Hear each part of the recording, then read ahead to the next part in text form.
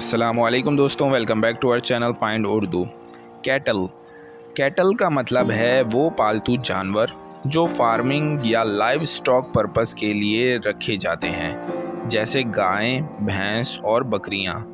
Cattle अक्सर milk, meet और leather के लिए पाले जाते हैं और फार्मिंग और एग्रीकल्चर में बहुत इम्पॉर्टेंट होते हैं। उसने अपने गांव में कुछ कैटल रखे हैं जो दूध और फार्मिंग के लिए यूज़ होते हैं। The farmer owned a large heard of cattle for milk production. किसान के पास दूध के लिए एक बड़ा कैटल हर्ड था।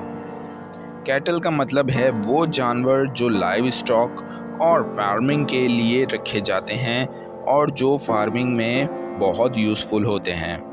तो दोस्तों, ये था कैटल लफ्ज़ का मतलब। उम्मीद है अब आपको समझ में आ गया होगा। मिलते हैं नेक्स्ट वीडियो में। शुक्रिया।